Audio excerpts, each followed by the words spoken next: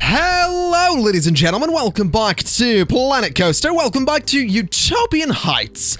It has been a little while since the last episode, and I do apologize for that, but if you happen to watch the finale for Pirate Valley, you'll be aware that I decided to take a break from Planet Coaster. It was something I just really felt I needed to do to sort of just refresh myself when it comes to creative content. I took the same break from City Skylines and people have been going crazy, but everything is in the midst of returning at the moment, and Utopian Heights is no exception. So we've wrapped up Pirate Valley, we are full steam ahead with Utopian Heights, and today we build three different things. What we're building currently is a raised plaza. It's going to have a building on it that actually serves no purpose. To be honest, the plaza itself serves no purpose. There are no walkways that lead up to the top of the plaza so people can actually get to it, but in that sense, it doesn't serve a purpose. In another, it does serve a purpose because it has some trees on it. It obviously fills up a space that otherwise would have just been a fairly generic-looking structure. And I feel like this plaza is the best thing for this space. I was doing some planning, I was toying around with some designs in this space before I settled on the plaza, and I did build a couple of test structures to see what they would look like in this space, and nothing really worked. You might notice that one of the buildings beside the plaza, the one that has the giant drop ride in it, no longer has the sort of archway thing that used to be over the door. I got rid of that because it just didn't really look good in hindsight, so I decided to get rid of that. It also meant I could put this plaza properly against the pathways around the park, and I really wanted to do that, so I think getting rid of that archway was a really good move. But as I was saying, I was testing some buildings in this space to see what worked, to see what didn't, and I came to the conclusion that I really need to play with height. And that's weird because it sort of strays away from what my original idea was with Utopian Heights. It's sort of why the name is what it is as well. I wanted giant, glistening skyscrapers just everywhere. And there are still going to be giant glistening skyscrapers. I still have the idea of surrounding the entire park at some point towards the end with effectively a facade. So if you're standing within the park, you won't be able to see the mountains beyond the park. Because if you stand in the middle of the minute, you can see way off in the distance in the map there are mountains. You will not be able to see any of those, because there will be fake buildings behind all of the real buildings, and the fake buildings are going to be made up of just sort of one wall or just a couple of walls to make it look like an actual structure. Anyway, once again, I was sort of straying away from what I was trying to get at, which is that I need to play with height in that I need to get some small buildings into the park as well to make the big buildings look even bigger and grander and more important. So that's sort of what I'm doing today. Nothing I built today is huge, but it is all detailed, and I'm actually really, really happy with it. I love the roof on this building, the roof on the next building I love as well, and the final thing we constructed isn't even a thing that has a roof, so you'll see that. I'm actually really happy with how it turned out, and it has me incredibly excited for transport rides whenever they come to the game, and I suppose that's a little bit of a spoiler for what the final thing is that we're going to be building, but it's a spoiler for something that's in this video, so it's probably okay. Anyway, so as I was saying, I love the roof on this building. It is a smaller building. It is a building that serves no purpose because obviously there are no pathways going up to it, but I just thought the roof looked really nice. And it's interesting that this building and the next one do sort of, to me anyway, seem to have a little bit of a Japanese twist to them. There's just a little bit of like Japanese architect. I don't really want to say there's Japanese architecture in there because I didn't look up Japanese architecture. I didn't research it. I don't know it. But I just look at it and it makes me think Japanese a little bit.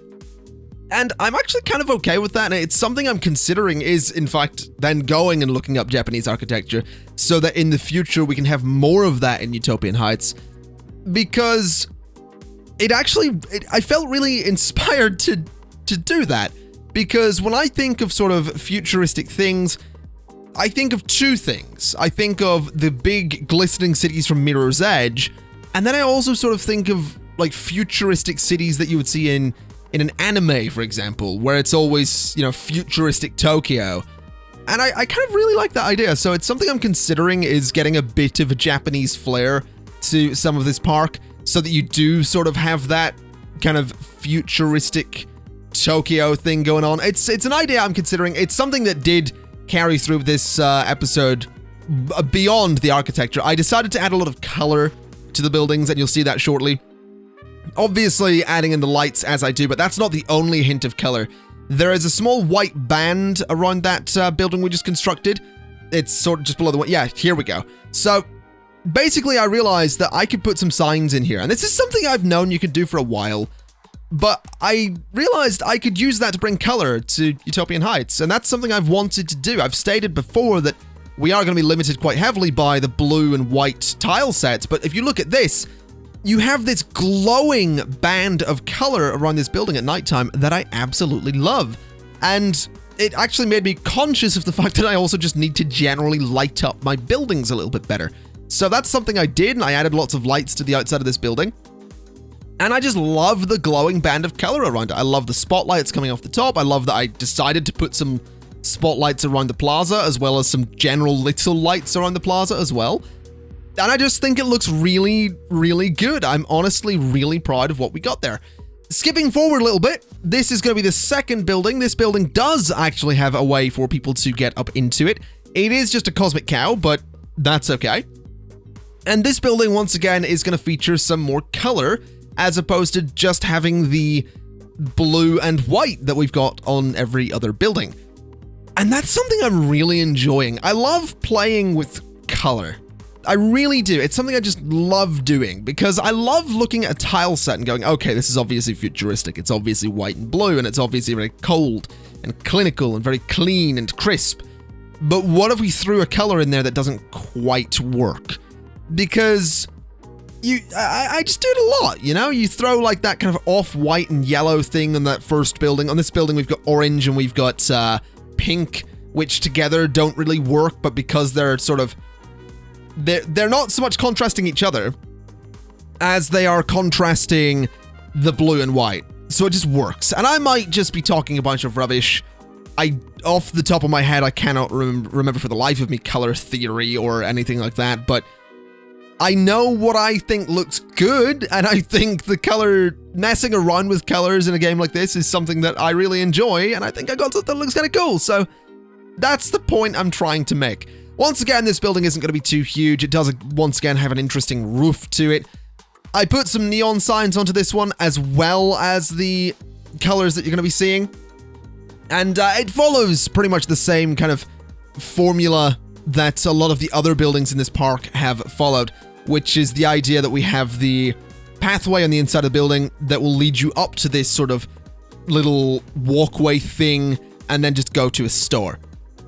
And I kind of like that formula because it just gives you a really nice height difference for where your park patrons are going to be walking. And that's something I want to try and stay conscious of. I want to try and get people walking on my buildings as well as around and between them and all that stuff. I do want to start creating some taller buildings at some point that will have people near the top of it. And that might be something I'll try with the roller coaster, because people have been saying for a long time, hey, you should start putting some roller coasters in Utopian Heights, which is something I'm absolutely and obviously going to do. And it's something I did play around with a little bit in this episode. You won't see me playing around with it. It's something I was trying something that I thought would work for the final building, which we haven't got to yet, so I'm not going to talk about it. But basically, I was considering doing some roller coasters today. I haven't got to. We don't do any rides today, by the way. So if you're here looking for some sick ride gameplay, bro, you're going to be disappointed. But that's okay. I mean, I'm using this game not so much as a park management thing as much as it is just a builder for me. So that's okay. But yeah, I will get to roller coasters eventually.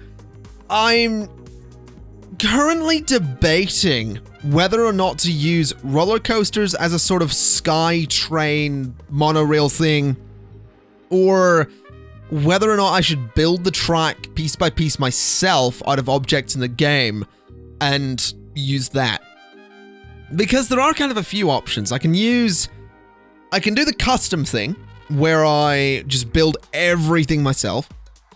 I can do the roller coaster thing where I just use a roller coaster and have it actually move around, or I can combine the two ideas and sort of build like a tube thing for the roller coaster to go through.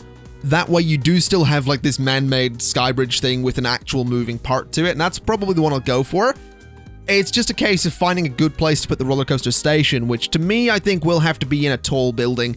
It might become the case that we end up renovating a building that we already have for it, but I feel like the roller coaster will probably end up being based in a tall building, and you will probably have a drop inside that building that you don't actually see from the outside and isn't technically going to exist. I'll explain that in a second, but you'll have this kind of weird drop thing, which is there just to build up speed so that when the roller coaster comes out of the building perfectly horizontally, it just looks like a fast train. That's kind of going to be my idea for it anyway.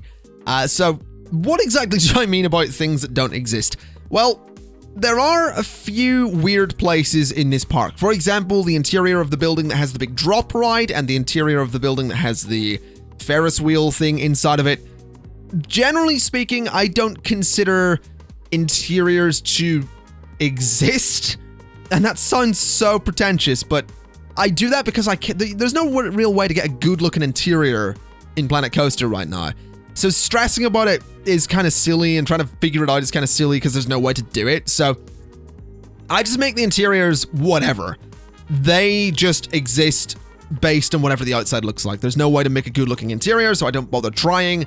They are just purely function. There's no aesthetic design in there. It's just straight up function. So I don't really worry about interiors, which is why when I say the drop on that roller coaster isn't going to exist, I mean you will not see it from the outside, and if you were a park patron, you wouldn't be able to walk near it, and it just exists to get the aesthetic result that we would then want from the train going between buildings. That's kind of what I'm getting at. Anyway, speaking of trains, that's what we're building here. We are building a train station, and I build my own custom sort of train car looking thing. It looks alright. The train car ends up being too big for the station. I really should have made the station another half tile wider, because then it would have actually fit properly. But I'm still really happy with it. It has me super excited for transport rides, and I just thought this was a whole lot of fun. It's something I haven't seen too many people toying around with, is like building your own sort of train station thing. And again, mine is completely unrealistic. It does not really function in the slightest, obviously. And again, the train cars are too big. Those two things you see at the end of the station, they exist to sort of simulate the idea that the trains run underground but come up for the station. So the train just immediately shoots underground. It's like some kind of hyper train or something. It's really futuristic and sci-fi, so that's why it's weird. And I realized that's something I can totally play that card at any point during Utopian Heights. If someone complains and says, hey, I don't think this is very realistic, I can just go, sci-fi, bro. And that's gonna be amazing. But yeah, that's kind of I'm playing the sci-fi card here a little bit, because I know that when you see the size of the train cars, you'll see how ridiculous it is. But basically the train cars sort of shoot up into the station and then immediately just go back down underground. And what I meant by playing with roller coasters was, I was thinking we might just have a roller coaster go through this station that is just entirely underground. That way, you do see something moving here, and the roller coaster is technically functional, but doesn't exist beyond the bit that you see at this station. It was just, again, to try and get a moving part in there. And honestly, that was more for the sake of the video, because I was kind of looking at it going, hey, there's no moving parts in this video, other than the video itself, but there's no rides, no nothing. But I ended up not doing that. And as you can see, I did have sort of I had pre-built, because I'm that good, I had pre-built a train car to sort of get the size I wanted for the whole thing. And I didn't like it, so I deleted it and then started building this one, which I end up quite liking. This one was actually just, this is the one that we end up going with. You can see how big it is. You can see why it's not really going to fit in the station, but it's not going to fit in the station as well, because there's two of them that are going to be in there. But yeah, I mean, this was a lot of fun. This was something different, and this is sort of why I needed to take time away from Planet Coaster, because I wanted to sort of take time away and then come back to it with dumb ideas, such as building my own train.